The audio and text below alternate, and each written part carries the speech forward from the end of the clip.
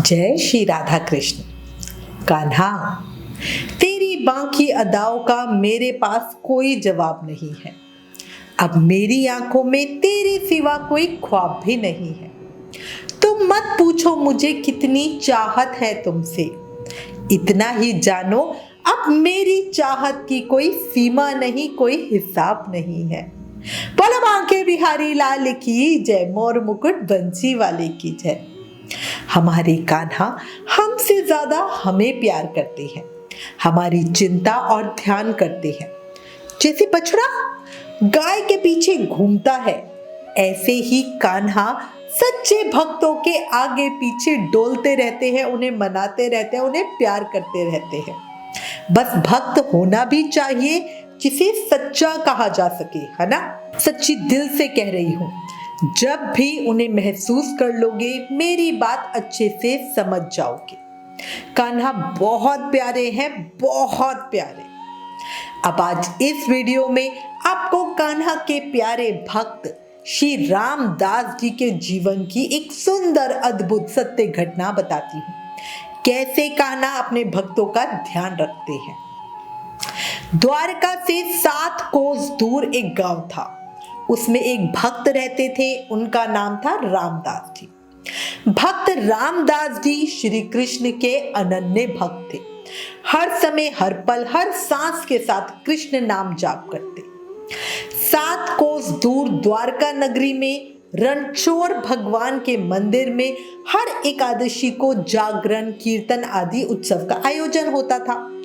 उसमें रामदास जी नियम से सम्मिलित होते थे और भगवान के दर्शन से अपने तन, मन और बुद्धि को पवित्र करते थे।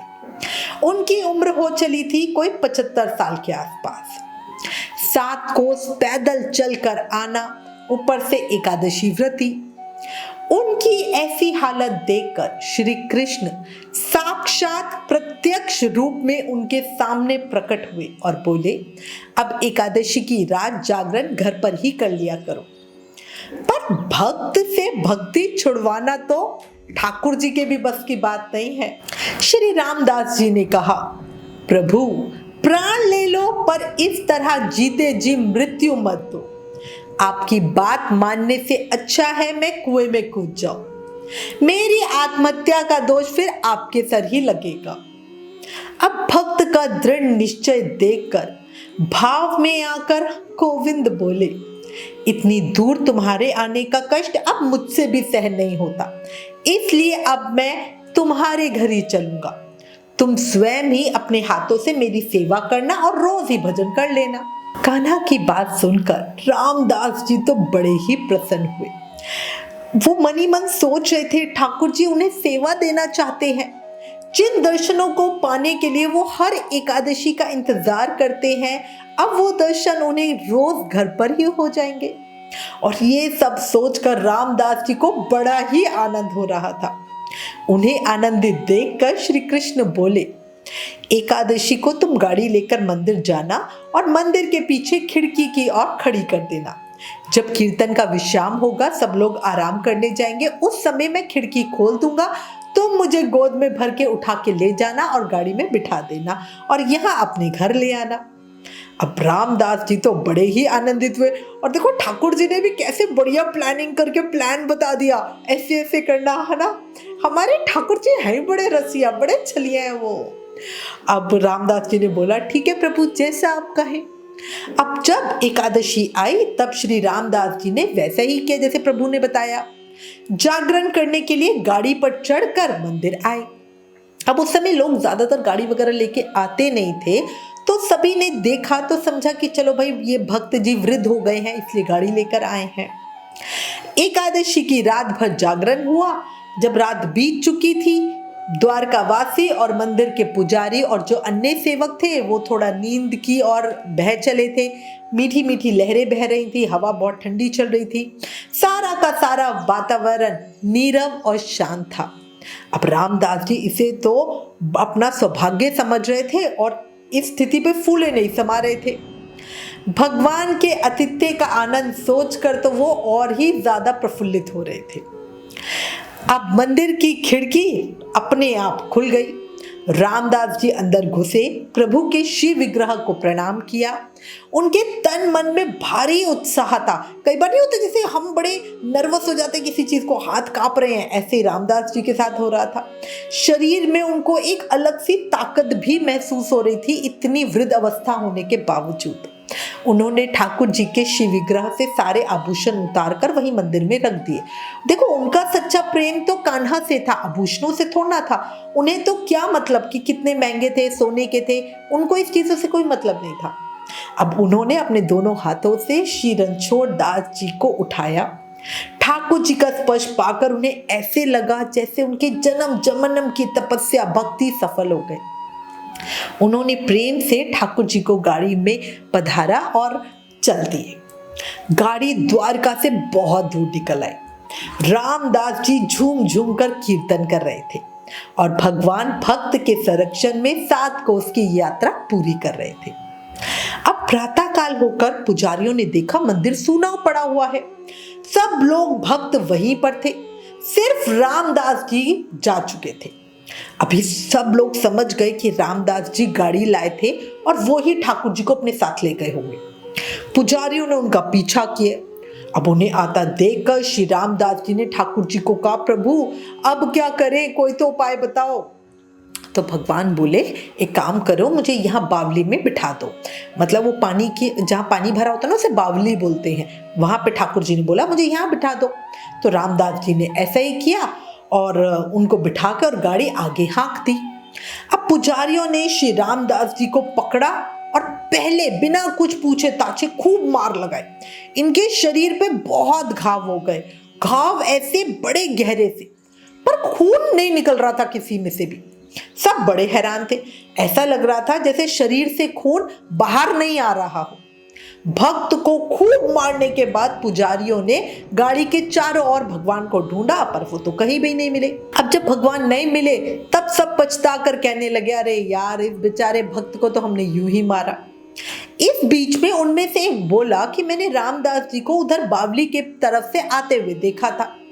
अब ये सुनकर सारे उस ओर चलने लग गए।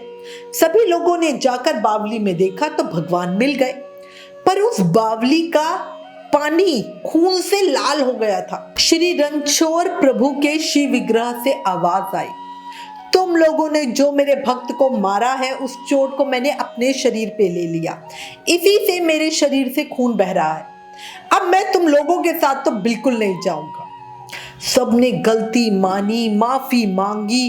तो ठाकुर जी ने उन्हें कहा कि तुम दूसरी मूर्ति, और उन्होंने एक स्थान बता दिया कि भाई वहां पे एक दूसरी मूर्ति है, उसे ले जाके मंदिर में पधार दो।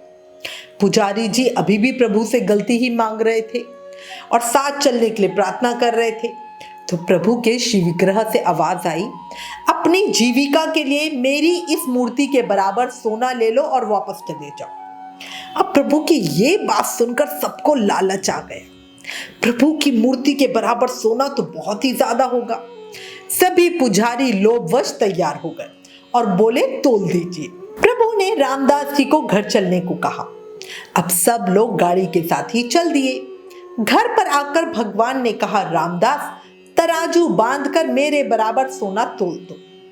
अब रामदास मन ही मन सोच रहे हैं, मैं तो फक्कड़, मेरे पास कौड़ी भी नहीं, ये गाड़ी भी कर्जा ले या तब लेके जा सका, सोना कहां से लाऊं। प्रभु रामदास जी के मन की बात समझ गए। पलड़े के एक तरफ प्रभु का शिव विग्रह रखा गया, दूसरी तरफ सोना रखना था। रामदास जी की पत्नी के कान में एक सोने की बाली थी, उन्होंने वो उतार कर पलड़े के दूसरी तरफ रख दी। उनके पास तो बस यही संपत्ति थी, पर पलड़ा बालियों की तरफ झुक गया। मतलब प्रभु का वजन बालियों से भी कम था। मतलब सोचो, वो कान में पहनने वाली छोटी छोटी सी बालियां, उससे भी हल्का होगा क्या प्रभु का विग्रह। मतलब वाकई आश्चर्य की बात है। और उसी से उन्होंने भगवान को तोल दिया और पुजारियों को वो बालियां दे के विदा किया। अब सभी पुजारीगण बहुत लज्जित हुए और वहां से उठ के चुपचाप अपने घर चले गए। श्री रणछोड़ दास जी रामदास जी के घर में ही विराजे। इस प्रसंग में प्रेम भक्ति का प्रकट प्रताप कहा गया है। भक्त की चोट को जब प्रभु ने अपने ऊपर ले लिया तब उनका अयुतशत नाम रखा गया। गोविंद ने भक्त से अपनी एक रूपता दिखलाने के लिए ही चोट सही, वरना भला इस त्रिलोक में कौन है जो मेरे ठाकुर जी को मार सकता है। आज भी द्वारका जी में भगवान रणछोड़ जी को पट्टी बांधी जाती है। भगवान को डाकू की तरह लूट लाने से रामदास जी के गांव का नाम डाकोर हुआ। भक्त रामदास के वंशज स्वयं को भगवान के डाकू कहलाने में अपना गौरव मानते हैं। एक जयकारा तो बनता है। बोला कृष्ण कन्हैया लाल की जय, मेरे बांके बिहारी लाल की जय। कान्हा, मैंने सब कुछ तुमको सौंप दिया, अब कुछ भी नहीं है देने को। 2 आंसू बचे हैं आंखों में, चरण कमल तेरे धोने को। अगर श्री कृष्ण की इस प्यारी लीला ने आपके दिल को जीत लिया, उनके दर्शनों की ललक बढ़ी, विरह का दर्द सीने में हो रहा है, रह रह कर राधा कृष्ण मन कह रहा है, तो प्लीज इस वीडियो को ज्यादा से ज्यादा शेयर करें। हमारे कान्हा की प्यारी लीलाओं को सबको बताओ, उनका प्रेम सब तक पहुंचाओ। Please like, share and subscribe. हमें आपके साथ की बहुत जरूरत है। जय श्री राधा कृष्ण।